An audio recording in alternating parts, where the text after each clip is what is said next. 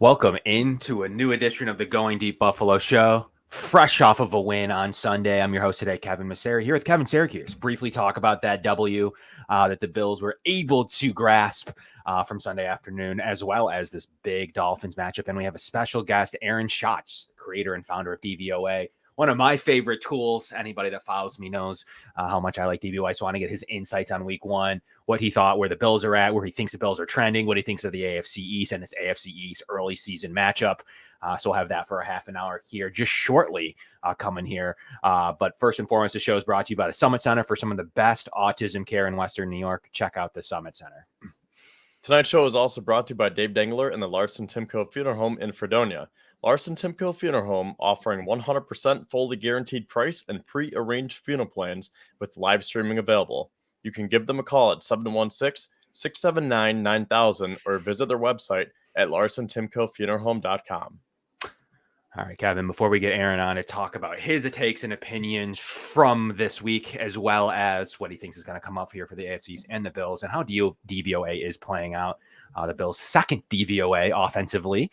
So that's an interesting note. We'll ask Aaron about that shortly. But this game, we're going to touch on briefly. We're going to talk about the Cardinals game just briefly, just kind of recap it, kind of what we're seeing, what we're hoping to see improve as we go into tomorrow evening.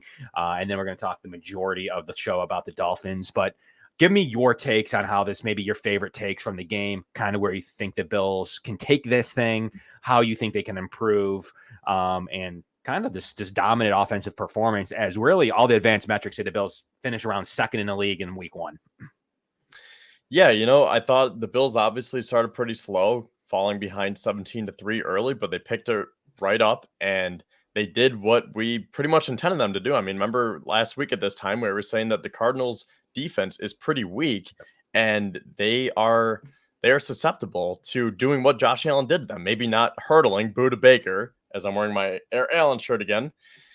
I don't think we had that on our bingo card. It was awesome to see being in the crowd. But you were kind of like, me being there, I wasn't like too worried because I figured that they were going to pick it up. It was just a matter of when. And I remember those metrics that we were talking about last week. And I was like, man, the Cardinals defense really isn't this good. And the Bills offense should be better. So I think it made sense that the Bills made the proper halftime adjustments and the tide started to change.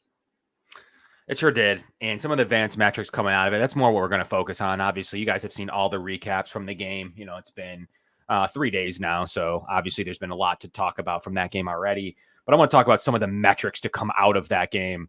More importantly, Kevin, DVOA, number 2 offensive DVOA. That was great to see. A couple other things that we saw from this Bills team. Christian Benford being one of the best cornerbacks in the league right now.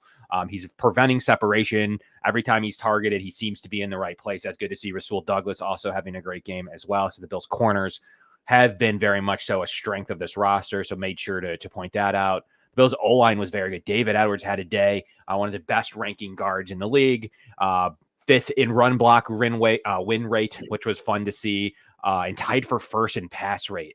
So him, we had Spencer Brown, and then we had Deion Dawkins win every single pass rep. So 3 out of 5 offensive linemen won every single pass block win rate.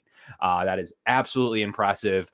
That is kind of the things I was talking about with, I do believe this offensive line will take the next step. McGovern was pretty decent.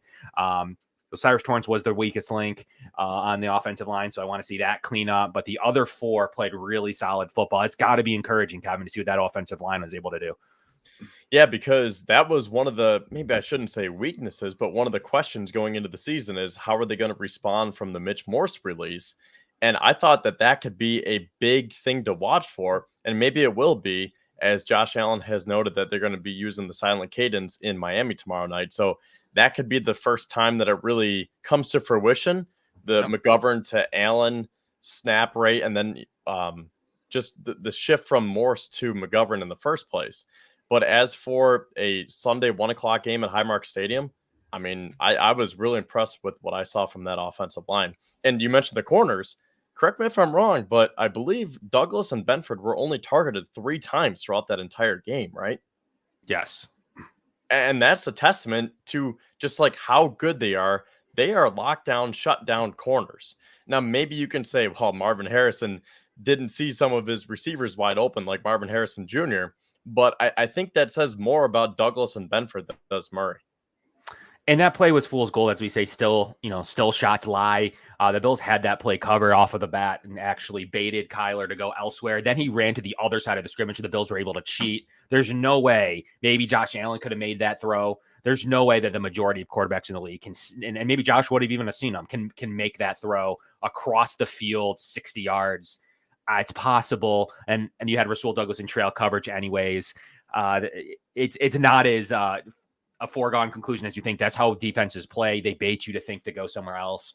And the Bills actually were able to cover that up. And I believe they converted a first down on that play anyways.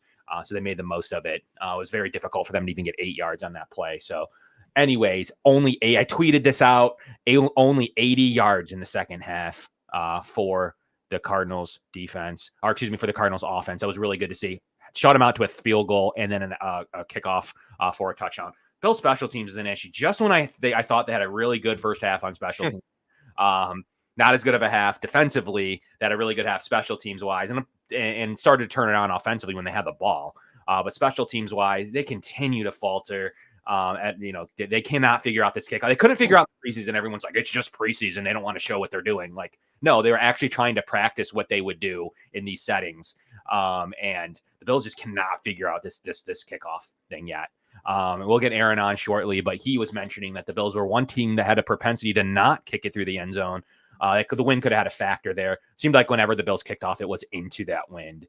So that was a big issue. They need to correct that. They can't have those kind of 7-point 8 points in this case, give ups against really powerful teams. And Arizona, I mean, they're going to compete with the wild card spot all season, Kevin. I thought that they had a really good offense. Kyler Murray, when he's back in full strength, he is a difficult task.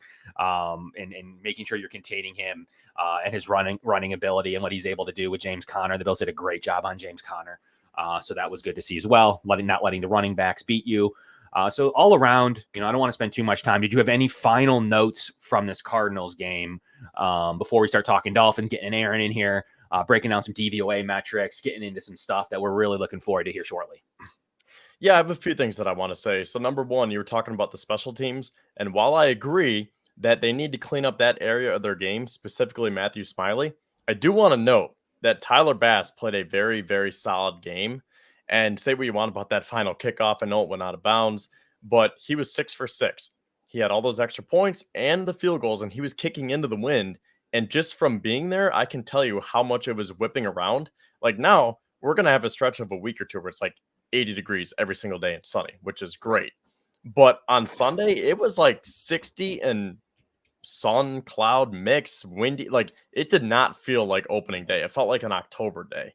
So I just want to give a shout out to Tyler Bass because we know the questions that were circling around him going into the season.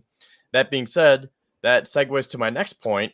Von Miller, he also had a lot of questions going around him going into the season. He had a sack. He had a lot of pressures, and PFF graded him very highly. So I was very encouraged by what I saw from Von Miller.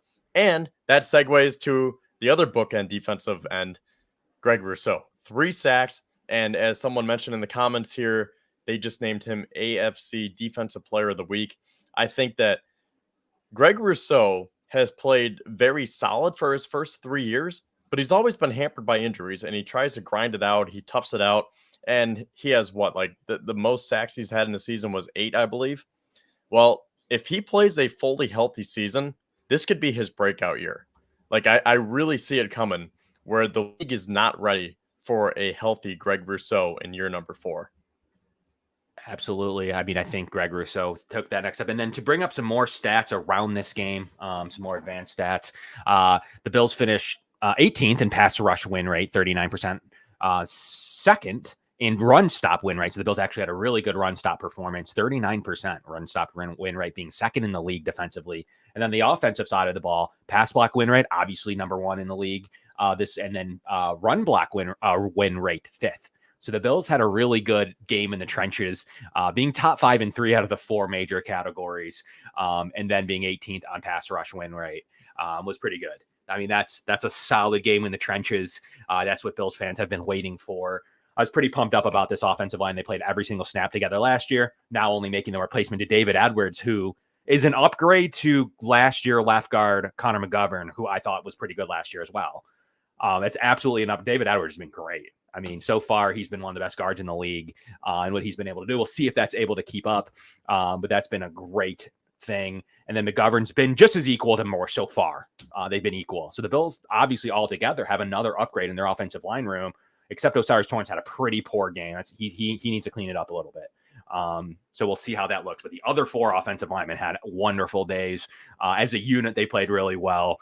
I'm pretty excited to see what they can do down the stretch as they get gelling together and they know each other. And Bean looks like with that Edwards deal and what he did at left guard, and so far looks to be a win at the moment. The left side of the line looks really, really, really solid. And Spencer Brown had a great day himself. So and a contract that we didn't talk about, making, we'll see what the deal ends up turning out. But just real briefly, the Spencer Brown deal looks 3 for $39 million. That's about what the Bills are on the hook for, and they have a couple of years on top of that they can play with. So right now, this year, and then 2 more for sure. The Bills have a couple big years after that if they want to entertain them. But right now, it looks like, including this year, like a 3 for $39 million. So really value deal there for a right tackle. The Bills don't really have to do anything in their own line for many years to come. At least 2 to 3 years, they can keep this line together. And it's been good so far. Aaron Cromer has been a great addition to this roster and what he's been able to do coaching this offensive line. So Aaron Cromer, props to you with your pass block win rate. The Bills are just consistently now seeming to be in the top 5 or 10 in most offensive line metrics. So any sacks that Josh entertains, look, the sack fumble was on Josh Allen, completely. He had Curtis Samuel open. I don't mind him not throwing that if he doesn't want to throw it, but then rolling out and not checking, it's completely on him. Outside of that, the Bills played a really solid, clean football game beside that play. And the Bills were roaring on that drive. That probably wouldn't have been a game if it wasn't for that sack fumble, honestly. Bills probably would have been up at least 14-17 by the time that kick return came around for a touchdown. So I'm not overly worried. But that's 20 minutes of talk around the Cardinals game. I do think that the Cardinals will be better than this 4-win team that everyone keeps talking about. I do think that they have a chance, especially with the weak middle of the NFC, to sneak in into a wild card spot. They kind of impressed me in a lot of ways. That defense is rough, though. Like I thought, it isn't good. The sack fumble kept them in it a little bit, but they didn't get any other pressure aside from that. Their defensive ends weren't winning any battles against the Bills tackles. We'll see what they're able to do, but we're getting pretty excited to have Aaron Schatz on the program. Friend of WGR. You see him across DVOA, so he'll be on shortly, Kevin. Getting pretty excited about this Dolphins matchup, though, aren't we? Yeah. I mean, we are exactly 24 hours away right now, as it is 8:24 as the clock just ticked. So actually less than 24 hours from now, we will see Josh Allen going down to Hard Rock Stadium and trying to do what he does best, beat the Miami Dolphins. That's right. We do know the combo that the Bills are wearing. They're wearing the white and blue pants, right? The white tops and the blue pants. Is that correct? I do believe that that's the combo that they'll be roaring out. I think so. I heard that they're wearing white. I didn't see the pants. By the way, is that like curse over? Remember that was a thing where it's like, we always lose with those blue pants. A jersey curse combo guy, so I'm not sure. I got a couple friends who do actually track that. I think it's over. Someone else will have to tell me if it's over or not. But as far as I know, I think it is. Did they wear those last year, Week 18? Was it white on blue? I think. Or no, I think it was blue on white. I'm not sure what they wore in that game. I can't remember. Not a jersey guy, tracker guy. So not exactly. I can't remember what they used in that AFC East championship game. I don't really remember. But I think the curse is over. Maybe we'll get some DVOA metrics from Aaron on the Bills jersey combinations. If that's still going on, but it's definitely not something I dive too much into. Some people live and die by that, man. I just don't. The jersey combos and the helmets, I just don't care enough about. Occasionally, if something's interesting, I might comment on it. But I'm not really too sure. But just to have Von Miller back and his presence and his ability to still rush the passer, he had a great day. You mentioned it. Him and Greg Rousseau, AJ Epinesa. Bills need a little bit more production on the interior of their defensive line. Daquan Jones had a pretty good day. Ed Oliver did one of his non-existent games. Luckily, that didn't come back to haunt them. They need that defensive line tomorrow, don't they? Yeah, they do for sure. And I think it's important to note that a healthy Von Miller, who is wreaking havoc on the quarterback, will open things up for Greg Rousseau. And that is why I think that he can have this breakout season, because Von is just such a technician. And actually, what we saw from him was kind of like a bull rush, where, like, yeah, he was using the technical aspect of pass rushing, but then he was using his strength to beat Kelvin Beachum as well, specifically on that sack. So I think if you have to pay attention to Von Miller again, I mean, we talked about this when the Bills signed him in 2022, that this should open things up for the rest of the defensive linemen. So this might be the year where you can see that, where let's just take tomorrow, for example, the Dolphins are like, oh man, we got to key in on Von Miller here because he is looking like the old Von Miller again. Oh crap, we also have to worry about Greg Rousseau. And that's the beauty of having the defensive line the way it is. Yeah, it sure is. What did you think about the linebacker play? How did you feel Bernard and Williams played, Kevin? Being at the game sometimes is kind of hard to tell because so much is going on. I did see that Bernard led the way with 11 tackles. Dorian Williams had that fumble recovery, which was started from Rousseau. So another reason that the strip sack, he was just an animal on Sunday. So I thought that overall they did pretty well. I think we can talk about this either with Aaron or after Aaron. I'm wondering what they do now because I want to talk briefly about Taron Johnson because the fact that the Bills don't have their all-pro nickel, I think that could definitely change your defense. Do we see maybe Cole Bishop? Maybe they play some more dime. I don't think they'd put a third linebacker out there. I mean, the Bills hardly do that, especially considering the speed that the Dolphins have. So, I mean, Cam Lewis and Jamarcus Ingram. I saw someone talk about those guys in the comments, but specifically Cam Lewis, I thought he did a very, very good job filling in for the injured Taron Johnson. And I just got to say this real quick. Why does it seem like Taylor Rapp always injures his own players? I'm not sure. It's bizarre. It does seem like he's always in on some friendly fire.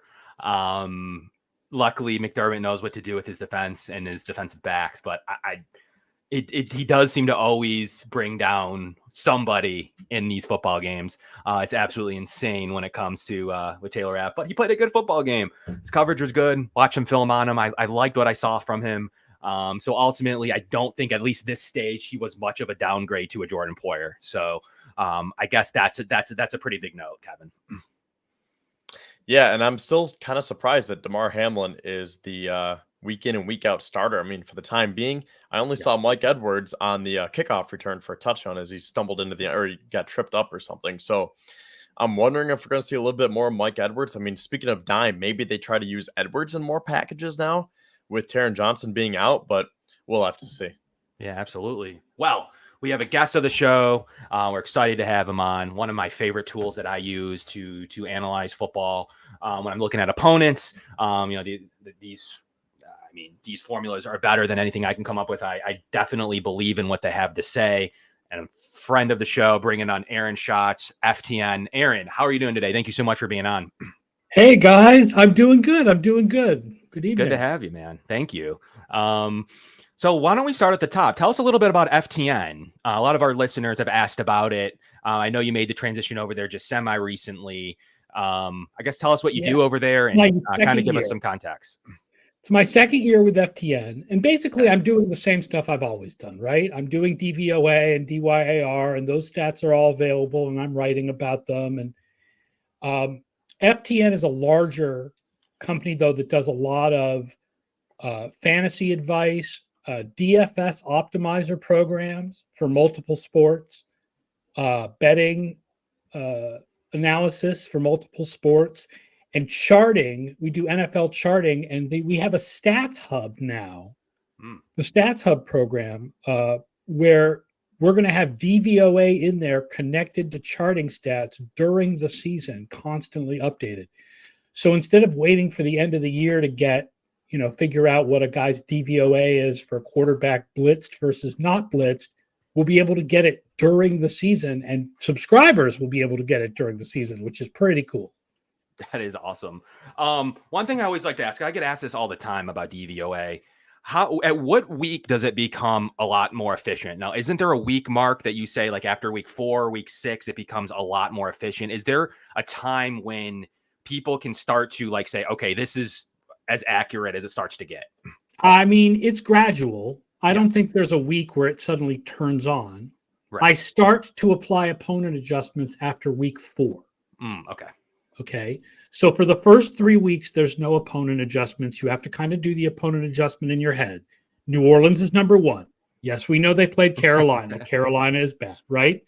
But once we've had 4 weeks, we have enough data to start doing opponent adjustments. And then the opponent adjustments gradually ramp up in strength until we get to week 10. So the first sort of line is week 4, and the second line is week 10. Okay.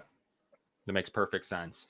Now, one thing, obviously, Bill-centric show. Bills have always been a fairly decent performer in DVOA. Right now, second offensively, which is great to see. Do you expect that? That was one thing I wanted. I know it was the Cardinals, equally to your point about the Saints in Carolina. However, totally new weapons, totally new offense in a fashion of their offensive coordinator taking the reins for an entire offseason. Do you plan that the Bills will keep that style up? Like, what is your take on what they've been able to do in DVOA under the Josh Allen era and then into now this season? I think I had them projected 5th in my preseason projections. I mean, the most important thing is the quarterback, and they have the second best one in the league. So they're always, I mean, it's hard.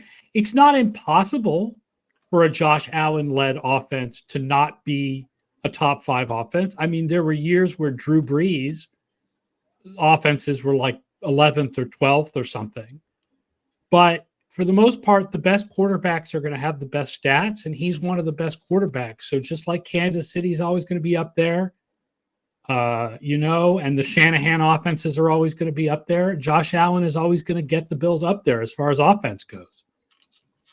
So when you look at the way DVOA operates and you have a quarterback like Josh Allen, do those crazy plays when he's jumping over like this? I get to ask this actually, that he jumps over people. Is it just do any of that come into play? At like, how do those crazy scenarios matter? So they don't. No, all that goes into DVOA is what was the down and distance and how many yards happened. In the game. Yeah. Okay. Yeah, I don't.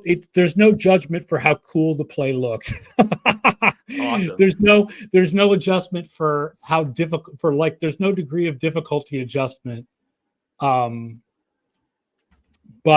the more cool things you're able to do, the more efficient you're likely to be. So right. Yeah. So there's no difficulty score, I guess, would be the ultimate question. Yeah, there's no difficulty. A guy like Drew Brees, who was as good as Josh Allen, but while not looking as awesome, DVOA would see them as the same.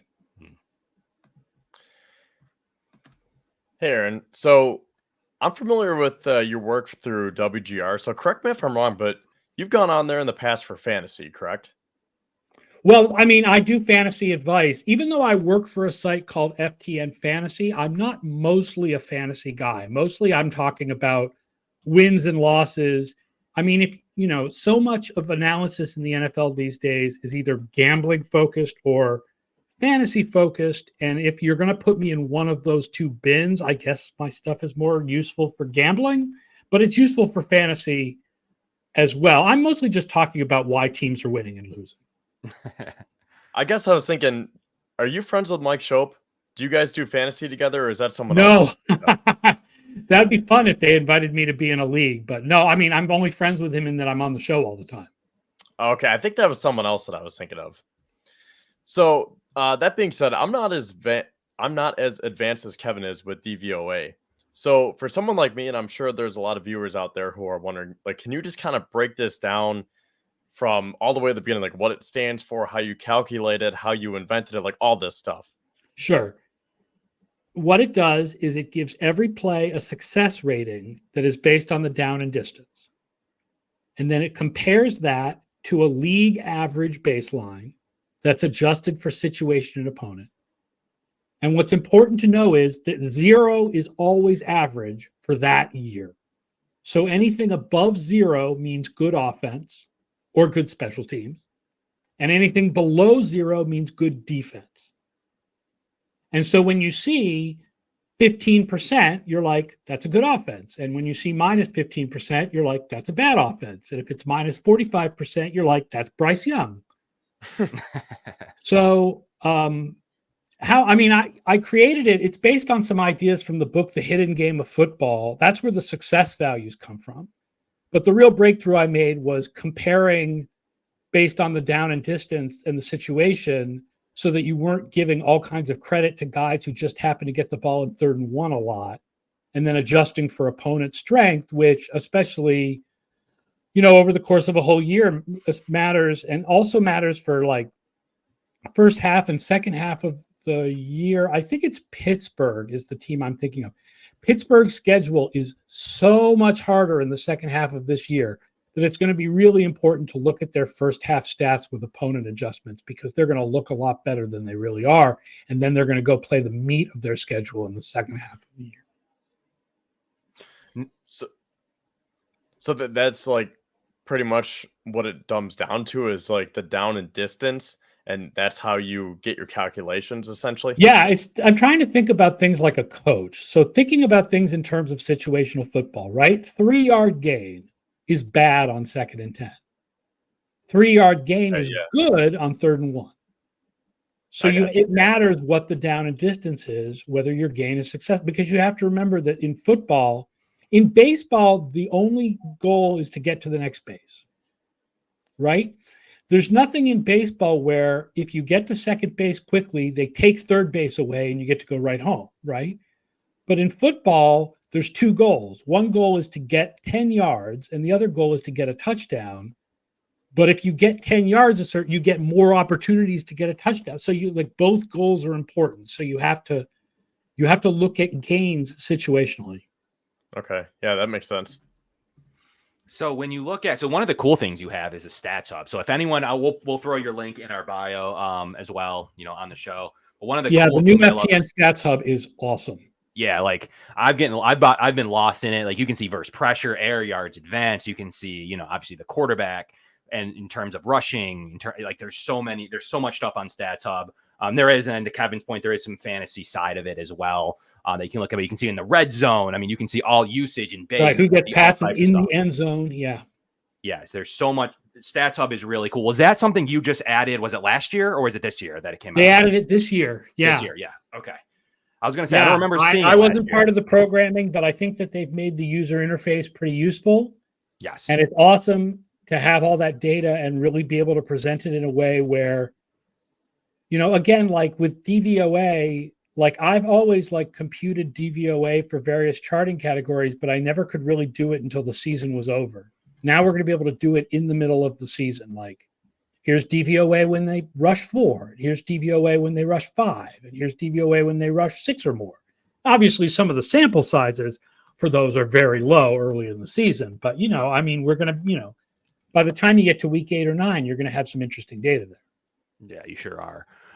Let's talk about the AFC East for a minute. Anything you've noticed or you think that you're tracking in terms of the Jets, Dolphins, the Bills-Dolphins game? We'll preview, here shortly. But when it comes to that matchup, do you still think the Bills have the AFC East based on anything you've projected so far and you've seen? I mean, it's been 1 week, but where do you stand on, obviously, the Dolphins have some injuries now at the running back position. The Bills have a few injuries on the defensive side.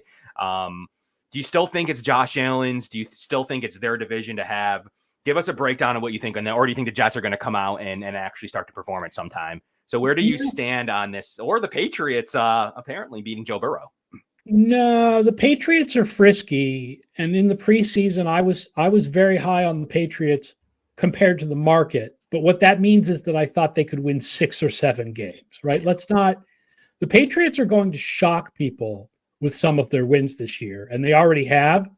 I guarantee you, the Patriots are not going 0-6 in the division. Yeah, they will pull off a win against one of these other teams, at least one win. They beat us last year, but they're not going to the playoffs or anything like that. Okay. I was surprised in the preseason that some of the markets at one point ended up with the Jets as the favorite in the division, because I see Miami and Buffalo as neck and neck and the Jets behind them. And the big reason for that is that you do not, I don't think that you can expect a top 10 offense out of a 40-year-old quarterback coming off an Achilles injury, who last time we saw him was average in his last year in Green Bay, was not the MVP that we know from the past. And I think we saw in this first week, I mean, yeah, you have to consider the 49ers defense, but Aaron Rodgers played like the 15th best quarterback in the league. He didn't play like an MVP candidate. And they don't have enough receivers for him other than Garrett Wilson. I mean, they have a good running back, and the new offensive line looked okay. What was surprising for me about Monday night was the way the Jets' run defense got completely pushed around, because they have so many stars on that defense, and Quinnen Williams and Quincy Williams and C.J. Mosley, and they just got bullied. Yep. So, I mean, I just think it's Miami and Buffalo neck and neck for winning this division. I think the Jets will compete for a wild card, but I don't see the Jets as a division champion. So far, 16th Miami DVOA after 1 week. Was there anything you saw from them early on that's concerning? Like, obviously, as these two teams match up on a random Thursday to start the season, it didn't look like that offense. I didn't watch the Miami-Jacksonville game. What I will note is Miami was bad last year against number one receivers. Like, I know Jalen Ramsey is thought of as one of the best corners in the league. That contract they just gave him is silly, given his age. I'm sorry. Yes. I'm sorry. You're not paying Jalen Ramsey for what he did in 2019. You're paying him for what he's going to do in 2026. And that's not good. And they got kind of burned by Brian Thomas Jr., who's the top receiver on the Jaguars, a rookie at LSU. And I don't think that bodes well. I mean, I guess the player you would have to consider the number one receiver for Buffalo is also a rookie, right? It would probably be Keon Coleman. But they had problems with number one receivers last year, and they had problems with number one receivers in week one. I think they're going to have problems with number one receiver in this next game. Very interesting. Have you seen anything concerning about their data in general, or why do they always collapse in December? For Bills fans, it's funny because every year we could be down 2 games, 3 games, 4 games in the standings, and they always give it up. Is there anything you've noticed about this Mike McDaniel team? I don't know. I don't think they're not necessarily worse in December. Not like the way those Kingsbury teams used to be, the Cardinals, and before that at Texas Tech. I mean, yeah, they haven't won in the playoffs, but I don't think that there's a real pattern of them falling apart in December. It's like at the end of the regular season. It's more that they just haven't won in the playoffs. And it's hard to blame them. They had to put Skylar Thompson out there a couple of years ago. And then last year, they had to go into Kansas City where it was negative 5,000 degrees against the team that was going to end up going on and winning the Super Bowl. I have faith in McDaniel, and I do have faith in Miami that this is a good team. I think that if Buffalo had to go to Miami in the playoffs, Miami should be favored. I think if Miami had to go to Buffalo in the playoffs, Buffalo should be favored, right? I think the two teams are pretty close this year. Yeah. Okay. And they do go there tomorrow, and the Dolphins are favored. So I know it's early season football. Yeah. They're favored by 2, which these days means they're basically seen as equal. Yeah. Because home field advantage is usually like 1.5 or 2, not like 3 anymore. Yeah. So that's interesting that on a neutral site they'd have them neck and neck. And that goes to what you're saying. And as you look through, talk to me about Dave. So how does Dave play a role in what you do? So that's a question I get, and I'm not always the best at explaining it. So how would you explain Dave? Dave, which I called because so many of my stats are just random letters and numbers. Yeah. I was like, we'll just call it Dave. The idea is to take the preseason projections and gradually filter away the preseason projections. When I say preseason, I don't mean preseason games. I mean the projections going into the season. Gradually filter those away and filter in the actual performance, right? Because the fact is, after 1 week, we don't know much. Right. Because 2017, the San Francisco 49ers beat the Rams 28-0 in week 1 and went on to finish 2-14. They only won one other game. So you can't jump to conclusions after 1 week. So what we do is we gradually filter out the result, the preseason projections, and filter in the in-season stuff. So by the time you get to like week 6 or 7, it's like half and half. And by the time you get to about week 13, we're only using this year's numbers. Okay, that makes sense. That makes perfect, because right now you have the Bills right now in Dave, they're 6th, and you have the Dolphins is 8. Is that right? Yeah, because they were neck and neck in the projections, but the Bills were a little bit better in the first game than the Dolphins were. So that little bit from the first game now makes a difference between them, whereas they were neck and neck. I believe that in the projections, the Bills were very slightly ahead of the Dolphins, but because the Bills have the hardest projected schedule in the league this year, oh gosh, the Dolphins had slightly more wins projected. That makes sense. Okay. And when you look through it now, so, okay, here's a good one. So when you look at now 6 versus 8, that should heavily matter, right? When it comes to like, the 6 and 8 are pretty close to each other. Okay. So they're too That's close. Pretty close. I mean, again, these teams are, I mean, they have different strengths and weaknesses, but right now I think you have to look at these teams and be like, yeah, these are the 2 best teams in the division, and they're pretty equal. Okay, fair enough. I mean, that may not be the case in a few weeks either. One of them may prove that they're better. They may prove that they're better tomorrow night. Sure. Or one of them may have so many injuries that the other one is just better. Yeah, the Dolphins are beat up at the running back position. The Bills are missing, obviously, one of their best linebackers, and now they're nickel. And Karen Johnson, and Yep. So we'll see which one of those. The Milano thing is interesting because last year they struggled so much on defense in the first 5 or 6 games without him, and then they figured out how to play without him, and their defense was much better in the second half of the season.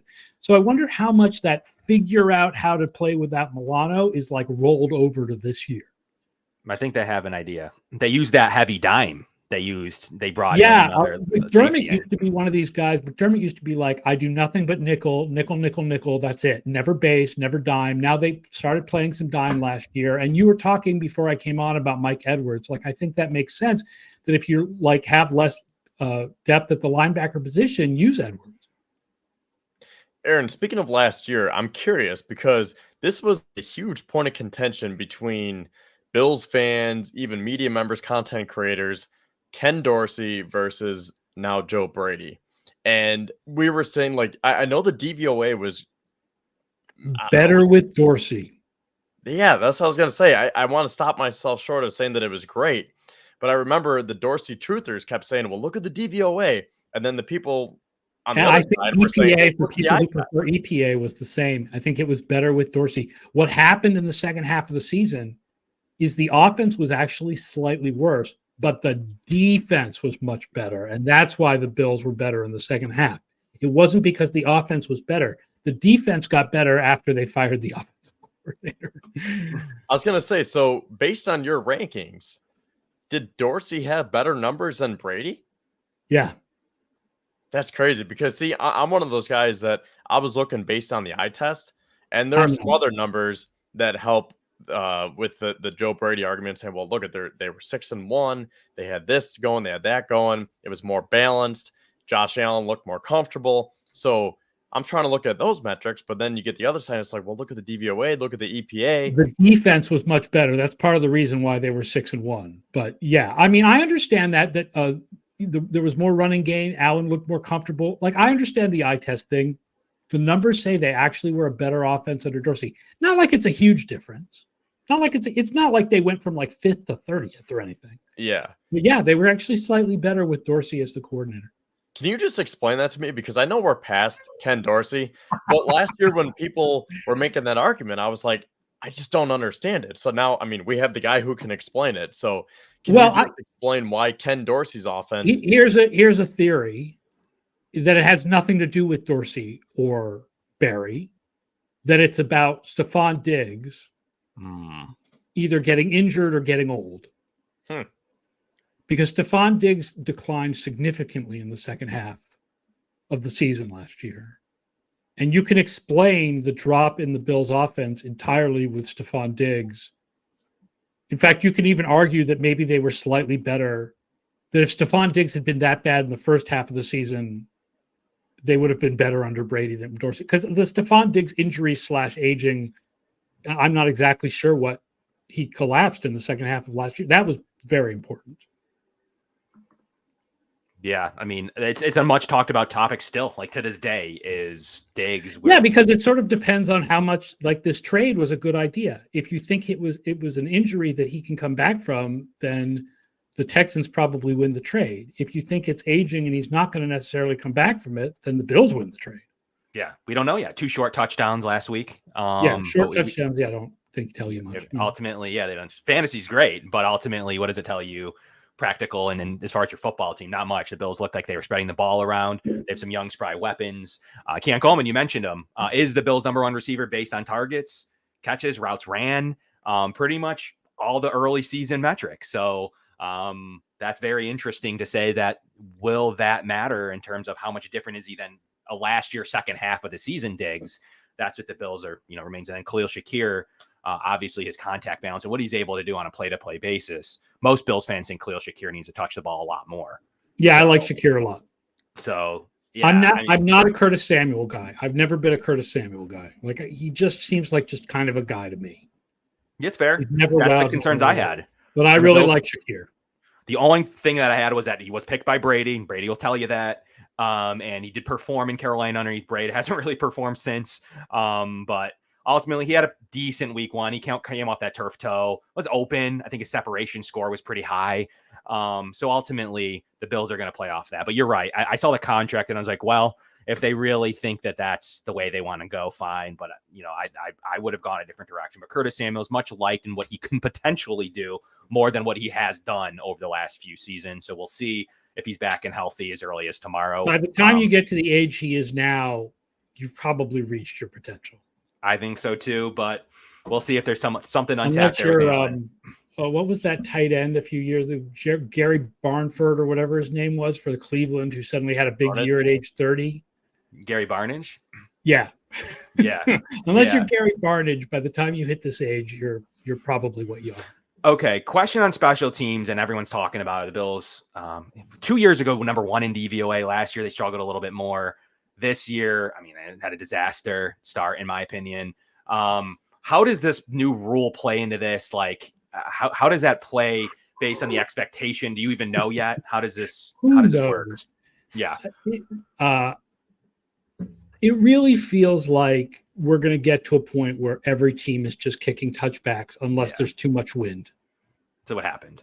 And I saw your tweet that the Bills didn't kick through the end zone, but I think that had to do with the wind. But I don't know. Well, I had a lot of people respond to that to say, I tweeted out about these are the teams that seem to not be trying to kick touchbacks. And people said with the Bills, it was the wind. Yeah. That it was just the wind. They happened to kick into the wind more than they didn't too. Right. And we'll have more wind games like that, but it sucks. The idea of the new kickoff is great to actually have some action. And they really should have, like the XFL, they should have put the touchback at the 35 so that there really was value to trying to kick to the other team, because the average return ends at like the 28. But the difference between the 28 and the 30 is so small that it's just not worth the risk of a big return. And so I think every team's going to start just kicking touchbacks, and it sucks. Yeah, it stinks. I heard that they were thinking about field goals and punting, right? Like, there's still special teams, but yeah, no different than last year, right? Like, what was it? 80% touchback? Was that what it was around roughly? So ultimately, I think week 1 was better, wasn't it? Like 69%, 70%, something like that, 68%, something. Yeah, but it's gonna go up. Yeah, especially the Bills will have no interest, especially in good weather. I don't feel like they're going to want anything returned. They've churned some special teams players. There's no way they're not kicking through the end zone as of tomorrow, but we'll see. Could be completely wrong by that assessment, but I do believe. Yeah, I don't think there'll be too much wind in Miami. No, they'll be kicking that sucker right through the end zone as well. But I heard as early as they were supposed to be trying out the 35. I thought they may even try to get that in for this year. I don't know if you can make a change in the middle of the year. Yeah. I mean, a lot of people were talking about it. I was shocked. Set the rule for the year. That's the rule for the year. My hope is that they make that change for next year. Yeah, and it seems likely actually. So we'll further see how this whole thing develops. So I got a few more minutes with you. Is there anything you've noted around the league that you can share with us? Like any trends you're seeing, any teams we should be looking out for? I saw something. It's interesting. We always talk about week 1 is National Jump to Conclusions Week. Yep. People did a really good job of not jumping to conclusions this week, which is cool. But the one conclusion I saw from stats people was that maybe we've reached the point where rushing is as valuable as passing finally, the equilibrium between the two. Based on 1 week, you're going to suggest that? No freaking way. No way. Yeah.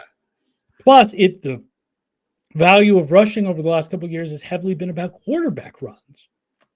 So it's not like we're not living in 1975 here, people. No. Think about that. Josh Allen, Kyler Murray. I mean, all quarterbacks. That's my one thought. Yeah, Lamar Jackson and Anthony Richardson and Jaden Daniels and keep going and going and going. So that's my one thought, is that if you hear that suggestion that we may have like rushing is finally as valuable as pass, that's not. Yeah, okay. Makes sense. Bengals losing to the Patriots. The other side of the Patriots coin is the Bengals. One of the Bills, I wouldn't mini rivals. Would you call that a concern, that wrist injury to Burrow? Are you seeing? I don't know what's up with the wrist injury to Burrow. I don't know what's up with T. Higgins. I think we may have seen that Yoshavash and Irwin, as much as Irwin's been very underrated, are stretched if they have to do too much. Gonzalez really erased Jamar Chase. Yes. Like that was, whoa. And they got pushed around in the running game by an offensive line that's not, considered particularly good. But I think that the Bengals will right the ship. I think that they'll be good in the long run. I'm less shocked by the upset because I thought that the Patriots were going to be frisky this year and get a couple of upsets, and this was one of them. Yep. I wouldn't be surprised if they beat Seattle this week too and started 2-0. Yeah. Okay. Dave had an interesting, had him 11. So you still have him as kind of a playoff team, right? Cincinnati. Yeah. I mean, because the projections for them were as a playoff team. And after one game, I'm not taking, you don't have enough information after one game to go, well, I guess they're not a playoff team anymore. I mean, the only team you have enough information after week one to suggest that is Green Bay, because they're going to be without their starting quarterback and they have possibly the worst backup in the league. Very interesting. Okay. Very nice. Kevin, what else you got for Aaron before he takes off? Okay, so I have a couple questions here. I was going to ask about Deshaun Watson, if I could sneak that one in real quick. Do your numbers Doesn't it look like he's fried? Is he just like completely done? I mean, stats wise, the performance is terrible. Eye test wise, the performance is terrible. Missed open receivers in both ways that you can miss open receivers. He missed them as in he threw past them, and he missed them as in he didn't see them. So I don't know what happened to cause this, but he is not that dude from Houston. And I think at this point that ship sailed. I just wanted to sneak that one in because when we were talking about Ken Dorsey, it made me think of it because he's his offensive coordinator now. I know Stefanski calls plays, but I was like, oh yeah, like I should ask him about this because Watson just seems like his prime is way past him. And Cleveland is just in a mess of a situation. It's tough because on one hand, I have friends in the Cleveland front office. They're very analytically oriented. I like Andrew Berry a lot, and I feel bad for them. On the other hand, given Deshaun Watson's personal history, I absolutely do not feel bad for them. Yep. So I'm very torn between feeling bad for them and not feeling bad for them, and certainly not feeling bad for him. But at the same time, the Cleveland fans didn't ask for this. They just want to win. So I feel bad for them. It's a complicated situation emotionally. Then you have Baker Mayfield tearing it up down in Tampa. So best game of his career. He had the best game of his career this week. Wow. Now, my two main questions were, so going back to Joe Brady, we saw the Bills become more of a run-heavy team. Now, they weren't like predominantly a run-heavy team. Like some games, like against Dallas, they ran the ball a lot because the Cowboys couldn't stop it. So that really worked. So, I mean, there was more of that balance, but at the same time, we saw that shift, even going back to Brian Dable, where the Bills haven't run the ball this much in years. And now you're seeing that with Joe Brady. So do your rankings kind of take that into effect and say, yeah, even though Joe Brady is successful running, maybe based on the down and distance, they really shouldn't be running in those scenarios, but they're just honestly, I'm measuring every play. So if you run more than you pass, but you're more efficient passing, which most teams are, you're going to suffer. It's very rare for a good offense to be more efficient rushing than passing. It's not rare for a bad offense, because a bad offense will be so bad passing that they're better rushing because they're not throwing interceptions or taking sacks when they run the ball. But for a good offense, it is very rare for them to be more efficient rushing. So that probably explains why Dorsey's numbers were a tick better, right? Yeah, I think it's part of the explanation. Absolutely. Okay, cool. Now, my other question, part 2 of this, is the Bills elected to take that field goal the other day on 4th and 3. Now, I know that this was a situation where some fans were thinking, you know what, let's just go for it. You have Josh Allen, because if you kick that field goal, they could still go drive down the field, tie it up, and then kick the extra point and win. So actually, Sean McDermott kind of laughed at this during his post-game press conference, and he was like, yeah, I know the analytics probably said to go for it, but I wanted to take the field goal there. So do your numbers take into effect something like that, where the Bills said, you know what, it's 4th and 3, let's play it safe, we're going to kick the field goal, as opposed to trying to completely shut the door out? You really, really don't want to kick a field goal to go up 6. You really don't want to do it. The reason why is because you are, first of all, you're giving up the opportunity for a touchdown. You're giving up the opportunity to put the nail in the coffin. But also, if you make the field goal, the other team has a reason to be more aggressive. If you go for 4th and 3 and you miss it, then your opposition is probably going to play for the game-tying field goal, not the game-winning touchdown.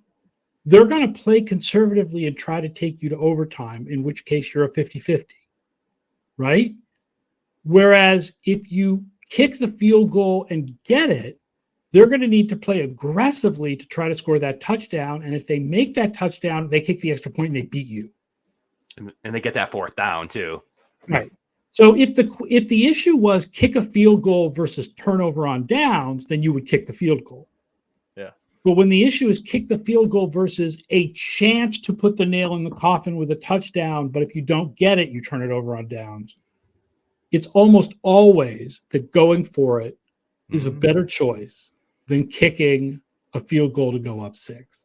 Do you Not do anything when it's like 4th and 10 or something, right? Yeah. But when it's 4th and short. Do you do anything with that decision? Like I know Computer Cowboy does. Do you do anything with like 4th down decisions? I don't have my own model anymore. My old company had a good model for.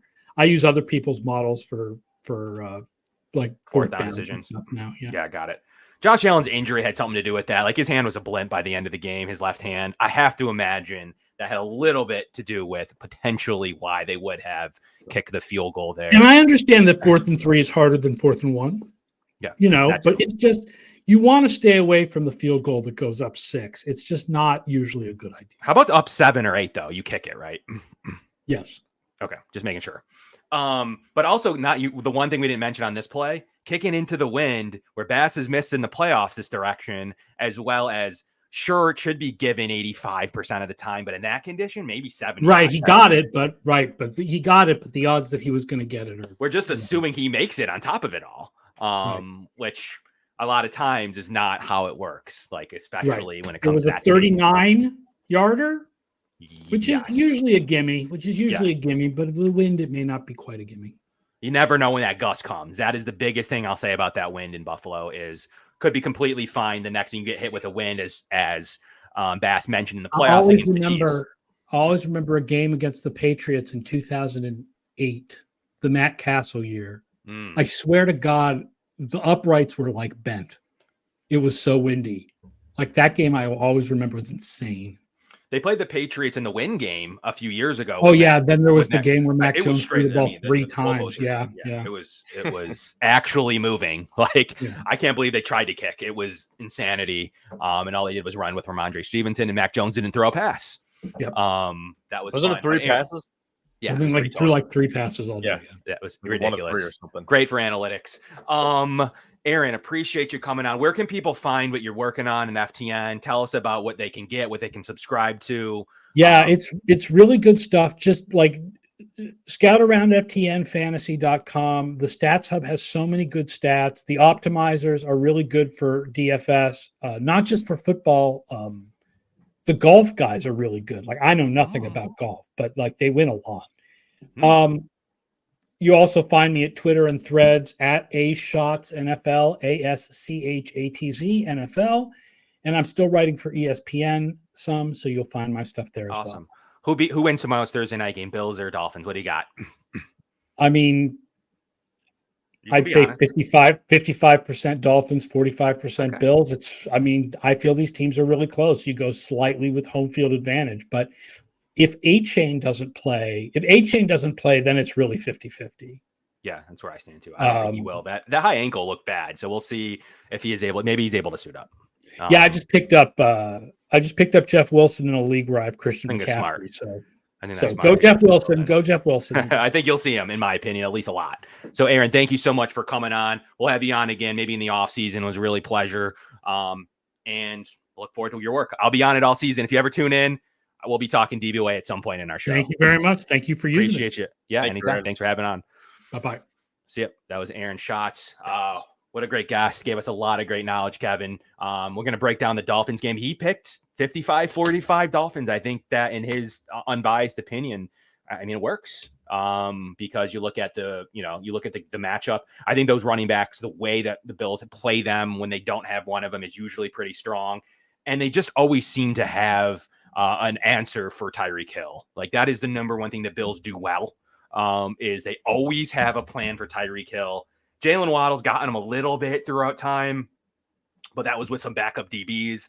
But ultimately, no running backs. I think it skews Bills without the two running backs, as Mostert and Achane have ran crazy on the Bills in past games.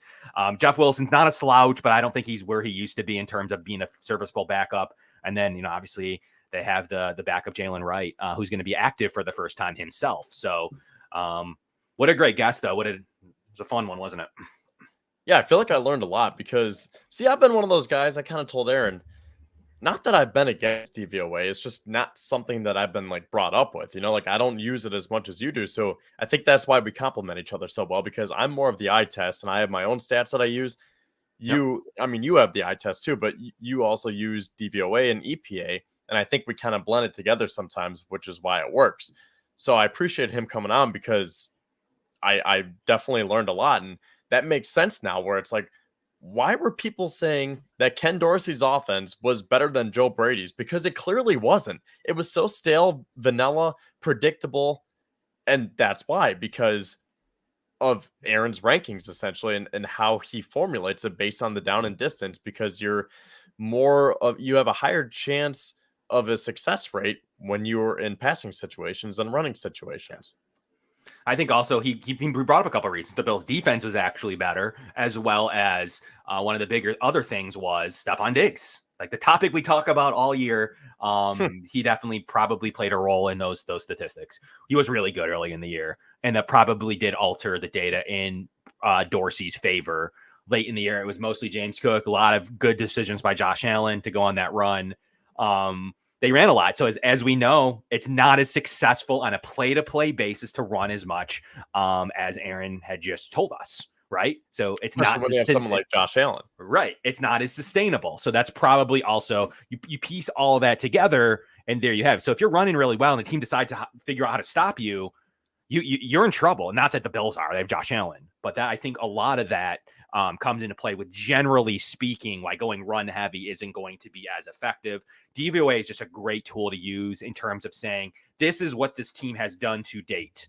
That is the number one thing to remember, as it isn't a predictive analysis. The number one could be playing the number 32 team. It's not predicting anything. It's telling you the snapshot on a play-to-play basis after the play is completed on an average basis. So that's what to remember is, like, everyone's like, well, predicted, like DVOA was wrong because this team was 1 and this team was 32.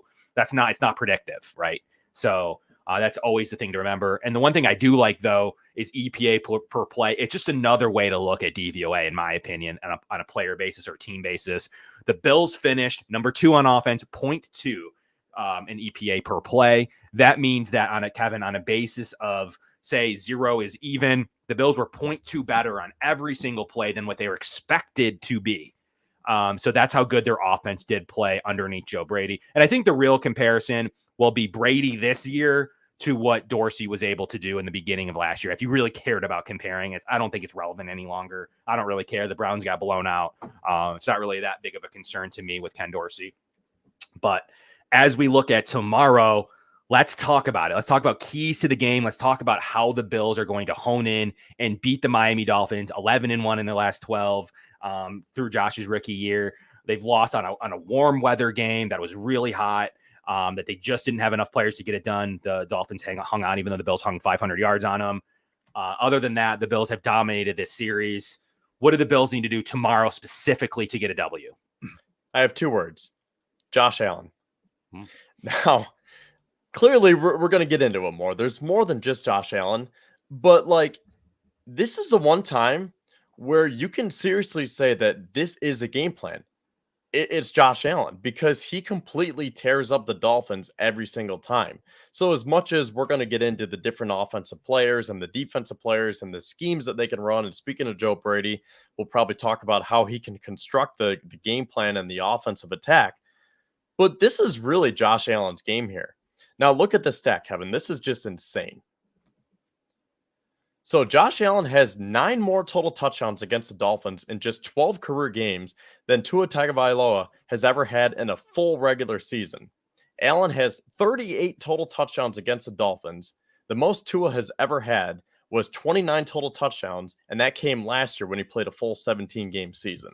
And then if you add the playoff game in there, Josh had 3 more touchdowns, giving him 41 total touchdowns in 13 games. And if you take it a step further, if you average it out, he is averaging almost 55 touchdowns against the Dolphins in a full 17-game season. Yeah, so if he played just Miami every single week, he would have 55 total touchdowns. He just shows out. It's just one of those things. Brady against the Bills. It's just one of those things where you just play well against that team, that atmosphere, sometimes the same defense, sometimes those players, whatever it may be. And also, according to me, I feel that Sean McDermott plays the Dolphins well himself, too. He has had a mishmash of players throughout his tenure here. At times, even when rookie year, Josh Allen, he should have beat him, but Charles Clay dropped the pass. Other than that, the Bills would have been even closer to perfect against the Dolphins. He just always seems to have an answer for what the Dolphins are doing. The Dolphins specifically have struggled in Buffalo. The Bills haven't struggled as much in Miami. So that happens to, has a lot to do with it. And then I think it's going to be the largest streak for 2 touchdowns passing in NFL history if Josh Allen throws 2 touchdowns tomorrow. So there's that trend going as well. So there's a lot of trends in the right direction. For me, Bills need to stop the run. The one place the Dolphins have taken advantage of the Bills in years past is their ability to run the ball. With Mike McDaniels can do with his speed option, what he can do with his motion. And Achane has absolutely, in his rookie year last year, has had some success against the Bills. Mostert's been pretty good against the Bills himself, too. He's been a good player. And he's out tomorrow. So that is a big advantage for the Bills. At the very least, Achane's going to be limited. He's on that high ankle. So that's going to be a decision that they're going to have to come up with what they're going to be able to do. Are they going to choose Jeff Wilson? What's going to happen? So what is your opinion on this running game? I mean, missing 2 running backs is pretty severe. That'd be like the Bills without James Cook and Ray Davis. I mean, that's a challenge. I think this game has the makings to be a shootout just because of the injuries on both sides of the ball here. I think we could really see a game like last week where the Bills could win by a similar score, 34-28, because with Mostert out, Achane, even if he plays, he might be hampered by that injury. So this is a game where Tua might just force feed it to Tyreek Hill and Jalen Waddle. And it might come down to Josh Allen having to keep up with those 3 players right there between Tua, Tyreek, and Jalen Waddle. So I think I'm going to give you the X factor here. This could come down to Curtis Samuel, because I don't think that the Bills are going to win with that style that Joe Brady likes, where it's like, as we've been talking about, you start off with the run game and you use that to set up the passing game. Well, that might not work, because if you fall down 7-0, 14-0, like last week, 17-3, you can't just give it to James Cook and expect to win.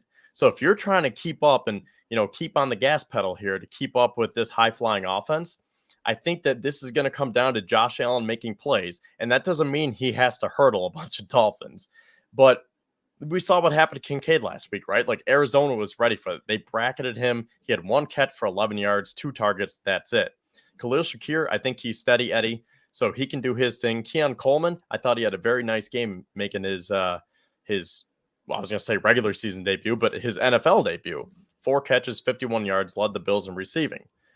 I think this could come down to Curtis Samuel because I think the Bills need an added element to their offense. And that's what Curtis Samuel brings, where you can line him up out wide. You can put him in the slot. You can put him in the backfield. You can run some jet sweeps. You can run some trick plays. You can use his speed to your advantage, create that space and separation. And I think that Curtis Samuel, provided that he is healthy, could help the Bills maintain with this pace with the Dolphins. Because one more thing that I'll say real quick. I think the Bills defense can slow them down. They have multiple times in the past. I think McDermott does a great job of scheming things up, but they were already down Matt Milano. Now they're going to be down Taron Johnson. We talked about Cam Lewis. I thought he played great on Sunday against Arizona, but that's a Cardinals. This is a Dolphins. It could be a different story. Yeah, and I mean, particularly where to kind of couple on that, particularly where Cam Lewis was great is in run stop. So I don't, in the pass coverage area, the Bills play a lot of zone. They're going to do a lot of different things. They're going to be in quarters. They're going to be in cover 3. They're going to run a lot of different styles of defense. Cam Lewis isn't going to have the world's largest assignment when the Dolphins don't have a third receiver. My guy, Malik Washington, is out again as a rookie year. He's a guy I thought I wanted on the Bills, and I think will actually produce for the Dolphins this year.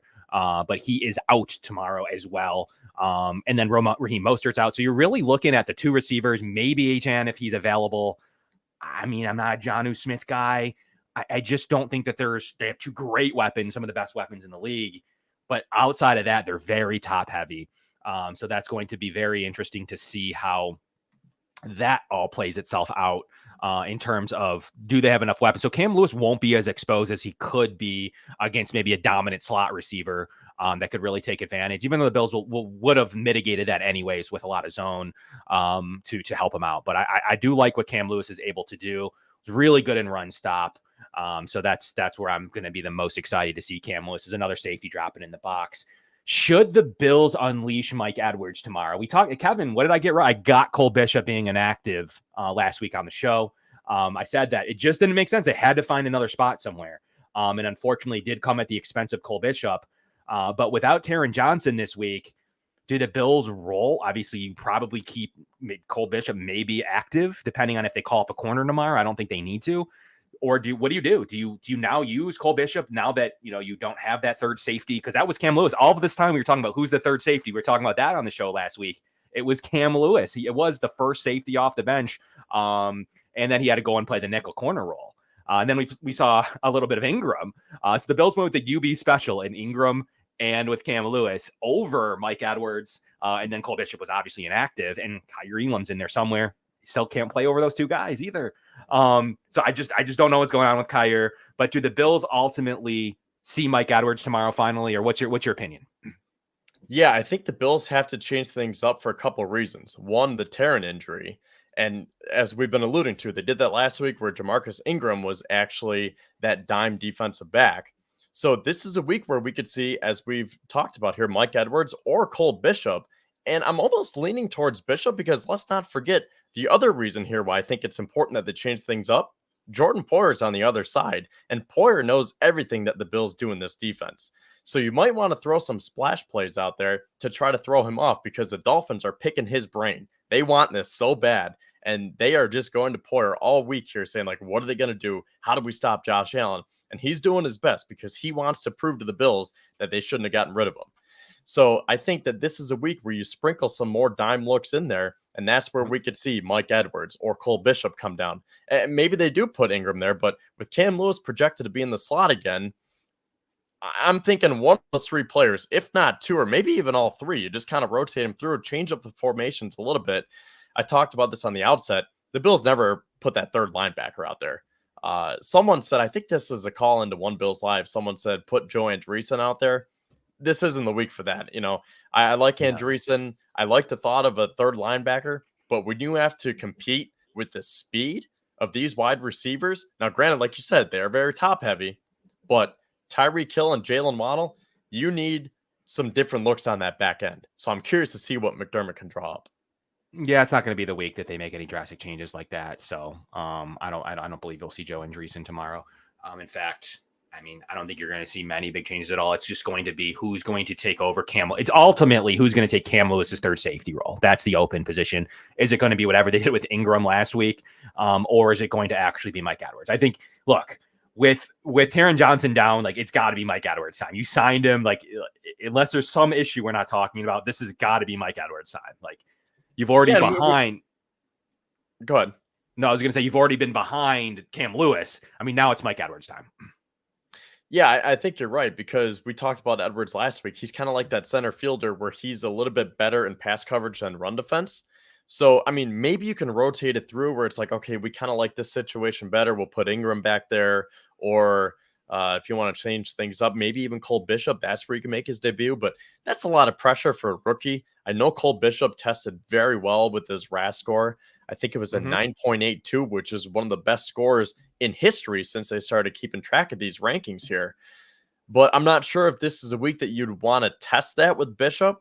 So you know what you have in Mike Edwards. He's very smart. He played in Steve Spagnuolo's defense. He was with Tampa, won Super Bowls with both of them. I think I would lean towards Edwards. I don't think I would use Ingram. I mean, I would, but I think Edwards has the upper hand here. I will see. Yeah. I mean, I think that those are, and they, on top of it all, they're going to want to show the Dolphins something different, if for nothing else. So I do believe that it's going to be a Mike Edwards game. We'll see. Also, I got to say this real quick. Yeah, I know that he's gotten way better, and this is 2 years in advance now, but I just have bad flashbacks to Jamarcus Ingram being like the only healthy DB in that Heat game in 2022. So that's why I'm just like, no, thank you to Jamarcus Ingram. I want some fresh bodies out there. Give me some Mike Edwards because I don't want those bad flashbacks creeping in. Yeah. Cam Lewis too. Like we saw a lot of that year with some of those DBs going down. So it's definitely going to be. I think Taylor Rapp actually had a good day in coverage. I was watching some of his plays as much as I could. It's tough to get through to know exactly what coverage are being called. Had a good day in coverage, in my opinion. So that was actually very impressive to see. Taylor Rapp had a very good day, in my personal opinion. Cam Lewis had a very good day against the run, in my opinion. So the combination of those two actually combo to be a pretty good, successful day between the nickel and the third safety and the starting safety core.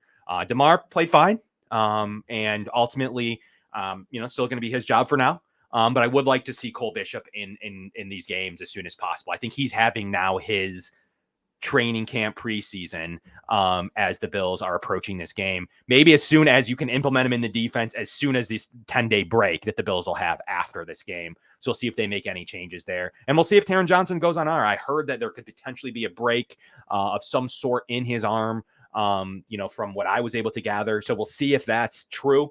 And if so, do the Bills take 2 weeks and play him 4 weeks, put him on IR, or go really conservative and we won't see him until week 7. So we'll see anywhere from week 3 to week 7 on the Taron Johnson factor and what the Bills are going to be able to do, because they're going to play some good teams in that window too. So we'll see if the Bills actually force it. Yeah, you mentioned Damar Hamlin, and I was going to bring him up because what do you think about starting Mike Edwards alongside Taylor Rapp and use Damar as that dime defensive back? Because I feel like he could fit that role kind of well. Because let's not forget, Jordan Poyer was that dime safety / linebacker where he would come down. And I feel like DeMar kind of has that ability. He has those attributes that Poyer did. And again, I guess he kind of run the risk of Poyer just being like, oh, well, I know what they're doing here. But I mean, do you think that they would make that switch and put DeMar as that extra DB and have Edwards start? Potentially down the road, but not tomorrow. Like, I think that could be on the table, but I don't think that that's where they envision DeMar. I think DeMar is a spot starter placeholder at the moment. I don't think they have the grander visions of him being that third safety dimebacker look that they were hoping for. But things could change depending on who's healthy, who's not. But I don't think as far as early as tomorrow, no. But in terms of later in the year, I mean, I think that that's maybe the next time these teams play. I think that that's possible. But I don't think that they view him, and I don't think he's been practicing there. And Cam Lewis has been the secret player practicing there. So ideally, Kevin, they go back to Taron Johnson there. Cam Lewis is the third safety, and at some point, DeMar and Edwards / Cole Bishop take over for DeMar. So I think that that's the grand goal. But in the meantime, nothing's perfect, and ultimately, the Bills are still out with, call it 4 defenders tomorrow. Luckily, Javon Solomon doesn't play. Smoot, we don't know how much of an impact he is off. So there's 2 there.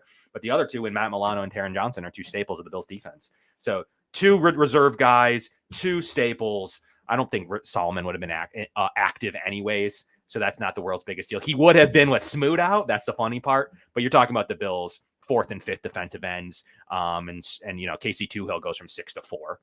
But outside of that, I think that, the Bills are fairly decent. Offensively, they've been good, Kevin. They've been good in performance, and they've been good in health-wise, knock on wood. So that's all we can continue to perform, is that Bills offense is where it needs to be. And ultimately, there definitely was some lapses with how bad, as Aaron told us, how bad they are all last year and so far this year. They can't stop number 1 receivers. So they definitely have a problem with that. And the Bills receivers all played pretty well. Matt Collins, Khalil Shakir, Curtis Samuel, MVS even. MVS impressed me in his limited snaps. The Bills receiving core is really good. It's better than last year for sure. Now, obviously, it was top heavy, but it's better this year for sure. I just didn't think the Bills had anything after Shakir last year. Gabe Davis, Shakir, and Diggs, nothing else. And, I tweeted this before we came on the show tonight. For as much as people have been talking about Buffalo's departures and, the turnover there and how they've lost Jordan Poyer and Trey White, Micah Hyde, Stephon Diggs, Mitch Morse, the whole 9 yards. Well, let's look at these key departures from Miami too, because they lost a lot.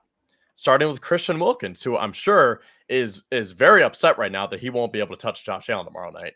Then there's Robert Hunt, Connor Williams, who I believe is still a free agent, Jerome Baker, Andrew Van Ginkel, Xavier Howard, Deshaun Elliott, Brandon Jones, Raekwon Davis, Melvin Ingram, Chase Claypool if you want him. But the point is, the Dolphins also lost a lot of talent, not just the Bills.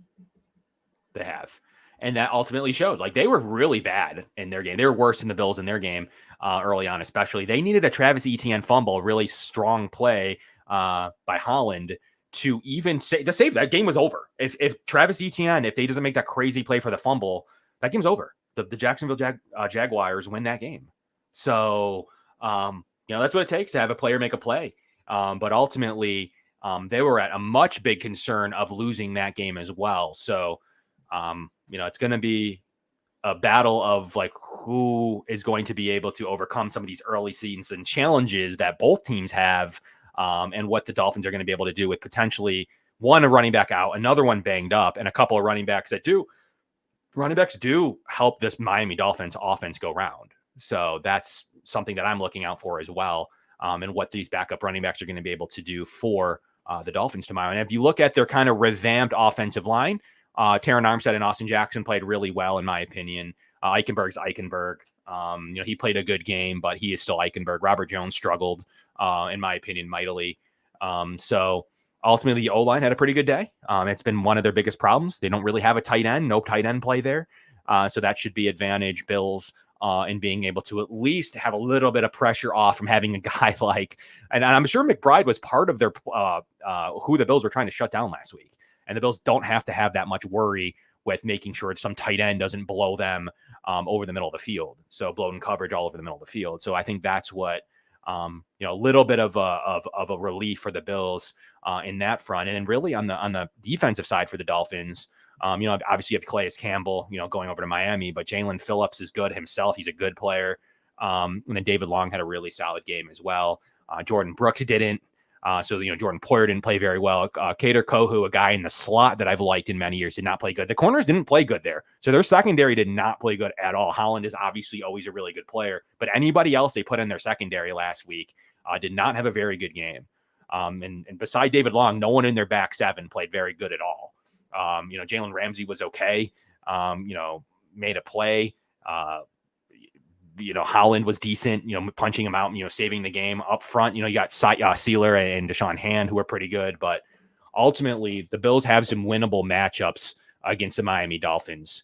And I think that it starts with, what I would do, Kevin? I'm going to start short passes and I'm going to spread the ball all over the yard again, because that secondary to me is gettable. And let's not forget Bradley Chubb is still out too. And Odell, if you want him, because to be honest, I completely forgot that the Dolphins have OBJ, and he is also out. Now, are both of those guys on the PUP? Yes. Yep. So again, as much as people say, oh, the Bills have lost a lot, and then they go down Matt Milano, then they go down Taron Johnson. Well, they have arguably one of their best defenders on the shelf as well in Bradley Chubb.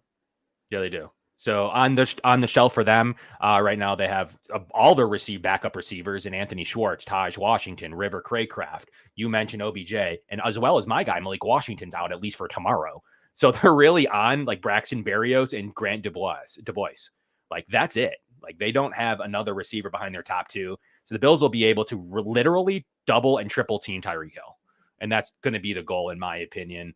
As far as tomorrow goes, Cam Smith, a nice looking cornerback, he's out as well. He's on IR. You know, Keon Smith, an offensive tackle they were looking at, but their offensive tackle unit is fine. And then you obviously mentioned on PUP, Odell Beckham, Bradley Chubb, Isaiah Wynn. So the Dolphins definitely have some vulnerabilities, in my opinion. The offensive line played well last week, but there's some vulnerabilities on the offensive line. There's definitely some vulnerabilities on the defense. And the Bills got to get after it. I mean, that's just what it comes down to. Anything else about this game, Kevin, you wanted to bring up? Any other matchups? Anything else you were thinking about? What do you got for us? I guess this kind of like transitions us to another talking point. I mean, this is still based on this game, but I'm kind of curious because I want to get your thoughts here. Who do you think our leading receivers are going to be for the year? Because I said that it's going to be Dalton Kincaid, and after Sunday, I still think it's going to be. But I think that we saw a lot in Keon Coleman where people are like, I don't know, who's our wide receiver one? I think it's going to go back and forth between Coleman and Shakir just because he is so reliable in the slot. But I think Coleman is actually going to show up and show out. So maybe they're both around like 800 yards to 1,000. I think like I could see all those guys, even Kincaid. I think Kincaid can go over 1,000. But for like Coleman and Shakir, I could see both of them being around like that 8 to 950 mark. Yeah. And Coleman impressed me, man. He did more than I thought he would do on his game one. He won a contested catch. He got open. He did what he was supposed to do against zone. Found the soft spot at one point. Ultimately, Josh Allen threw one up to him that I thought he could have thrown better, back shouldering and made a touchdown. And ultimately, I was pretty impressed with Keon Coleman, what he's able to do. What is it going to look like tomorrow? Who's Jalen Ramsey going to try to take away? Remains to be seen. Could really be anyone, but I really love the Shakir versus Kader Kohu matchup. It does seem to go in Shakir's favor as of late. So I really like that matchup, a winnable matchup. Shakir versus Kader Kohu. That's one I'm keying in on. I think Shakir wins that one. Josh is going to target that. Pro game plan for the Bills, as the Bills always seem to be able to attack the middle of the field on the Dolphins. That is one that I'm really looking forward to. And ultimately, if they're going to run soft against soft zone against them, I think it's going to be a big day for James Cook. Yeah. And he could be another player too. So I guess kind of tying my game plan in with yours, I said at the outset of the segment that I think Curtis Samuel could and should have a big game because let's just say that the Dolphins are honing in on Kincaid again and they take him away and they're saying, okay, we don't want Kincaid to beat us. We want to make the rookie beat us. So then it's like, okay, you don't want to force feed Coleman. So that's why I think you can go over the middle. You can use Shakir in the slot, but then I think that's where Curtis Samuel comes into play, where you can say, all right, Poyer knows what's up. They're trying to shut down what we want to do. Let's go to the X factor here in Curtis Samuel, and then we can use his speed, maybe get him down the field, stretch it vertically with even someone like an MVS. And then to your point about James Cook, maybe a couple swing passes. I liked what I saw there. He looked pretty confident catching the ball.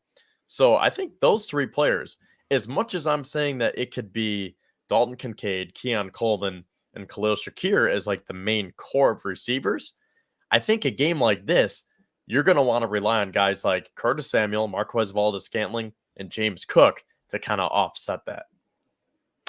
Well, there we have it. I agree with you. And we appreciate all 1,100 live viewers into the show. Please smash the like button. That means so much to our show sponsors, the Summit Center and Larson-Timko Funeral Home.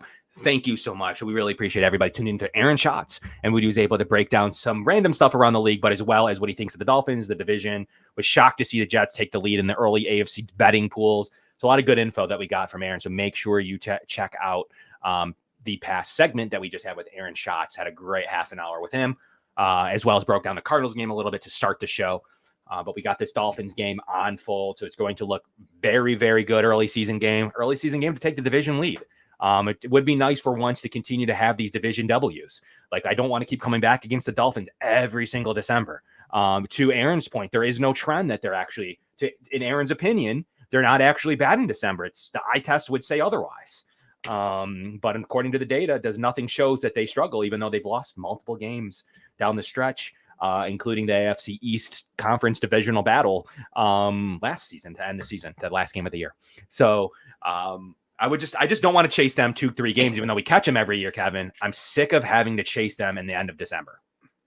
Yeah, we don't want to be falling behind again, because that was pretty fun last year when I got that crazy prediction correct, but I don't want to have to do that again. I would rather just say, hey, the Bills are going to go 12-5 and win the division outright, rather than like literally hanging on by like a loose nail. And then it's like, oh, can we get to week 18? Oh, we got to week 18. Now, can we win? Oh, thank you, Trent Sherfield. And I almost said Daquan Hardy, Deontay Hardy. Thank you, Sherfield and Hardy. You saved the season.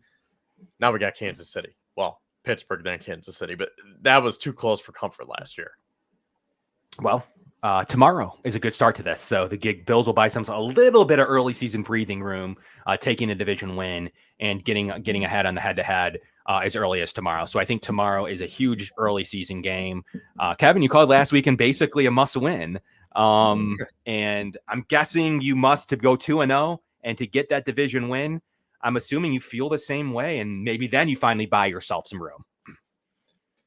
Yeah, so in terms of our score predictions here, I think you're right. I mean, I'm not going to go as far as saying that this is a must win because of the stakes and just the difficulty of this game. Short week going down to Miami. Miami is a good opponent. Last week was a must win because this week I can see them losing. And you didn't want to go 0-2, right? Like, you don't want to fall behind, as we just mentioned. And this is something that I forgot to mention until after we logged off last week, because I talked about how later in the season, you have Kansas City, San Fran, the Rams, and the Lions waiting for you in late November, early December. There's also a stretch coming up very quickly where they're at Baltimore, at Houston, and at the Jets. So they go from playing Thursday Night Football. Luckily, they get that nice little rest, come home and play the Jaguars, which isn't going to be easy by any means. That's Monday Night Football. And then it goes from Baltimore to Houston to the Jets. Maybe it's Houston, then Baltimore. But either way, those are the three opponents. 3 in a row on the road, 4 out of 5 on the road. It'd be really nice to have this game. So all that to be said, I'm going to go Buffalo 35-28. 35-28. There you go. You got a high-scoring game for a Thursday nighter. That's interesting. And yeah, I mean, look, I think there's some winnable matchups for the Bills. I think that they have what it takes. I do think that Aaron Schatz is right that the running back room missing, if Achane can't go or he's half speed, it's a big difference. Like, that's a couple of big players where they're already a little bit limited beside their top 2 receivers. They're a little bit limited on the weapon front. And I think the Bills will be able to have action when it comes to Jalen Waddle and when it comes to Tyreek Hill, who they always do well against. Waddle seems to always perform against the Bills. The Bills always seem to have a plan for him. So we'll see if that trend has continued underneath Sean McDermott. But I have a little bit lower scoring of the game. I think that being a Thursday night, it could be a slog. We'll see if Josh's hand plays a role in any of this, and a fumble, if that ever plays its role into anything. I think the Bills are going to be short. They're going to be conservative. They're not going to risk much. I think they're going to run the ball pretty well. I think they'll try to flip the script on having to come back in a football game. I think they'll try to take the lead and try to hold it with long drives that Brady likes to have. But I have the Bills going to 2-0 and being in first place in the division and going to 24-14 is what I have tomorrow. We'll see if that holds true. I have a low scoring game in this one. So we'll see if I'm able to hit that early and often. But last year think about the divisional game last year to end the season. It was a lower scoring game, took a punt return touchdown, as well as a late drive by Josh Allen, and then a Tua interception to Taylor Rapp. So I do have a Taylor Rapp pick tomorrow to couple up what he was able to do to end the season last year. But that's what I have in this one. I think it's going to be a little bit lower scoring. Could be completely wrong. Both defenses come out and struggle. I do think Miami's defense might come out and put on a pretty good performance. And I think the Bills always play Tua in the Dolphins pretty well. So we're going to see how that all turns out as we both have victories and going to 2-0. Kevin, lots coming up. 10 days off after that. The Bills can get healthy. That's a pretty good note. Everything's going to be cool. Going to get some rest and relaxation. Hopefully we get some good Taron Johnson news.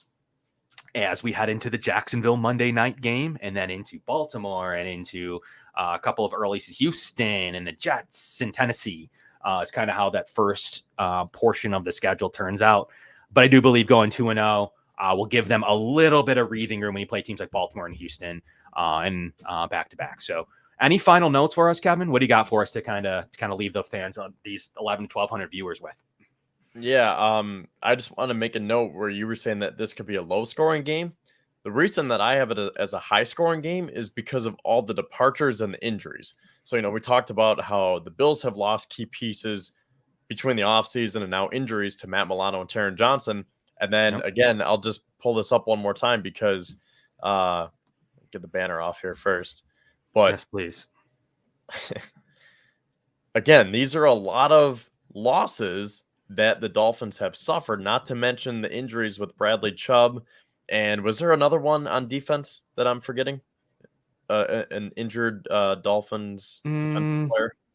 Nothing that would be of overnote, no.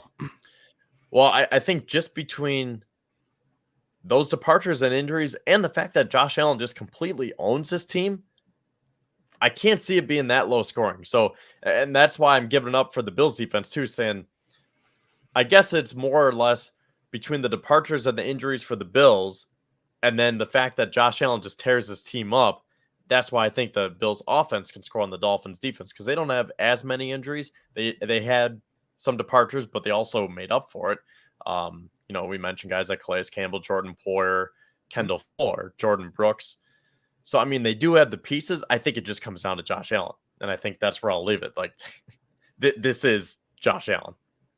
There you have it. So Kevin has Josh Allen as the X factor, really going on a limb there with that one. But yes, I ultimately agree with you that that's a good place to go to. And I think that just for the Dolphins game, I'll give that one to him because he is the X factor against the Dolphins. That is very true. And I guess we got to keep going with it. But to all of our viewers, we really appreciate you coming on here. Bills win 27-19. There we go. Choke again. I was on the same page with the Taylor Rapp fumble. Ty Johnson is cleared to play as well. That is true. So the Bills won't have to make any moves there at the running back. No Frank Gore Jr. yet. The Bills won't have to make. They'll have to call up a couple players again. They're going to have to probably call up, but they clearly prefer Cameron Klein over Kingsley Jonathan. So they're going to have to pull him up for another special teams purpose. Will they use the other call up? They could. They could go with a corner if they wanted with Daquan Hardy or something to give him some slot help behind if injury comes up. So they could go with Hardy. They could pull him up off the practice squad if they so choose. Maybe it's a Kareem Jackson pull up. Maybe you never know what the Bills could do to show the Dolphins something, but they don't have to announce that till tomorrow at 4:00 before the game. I was going to ask you. I'm glad you brought that up. Who are the inactives this week? Because you have 7 inactives, right?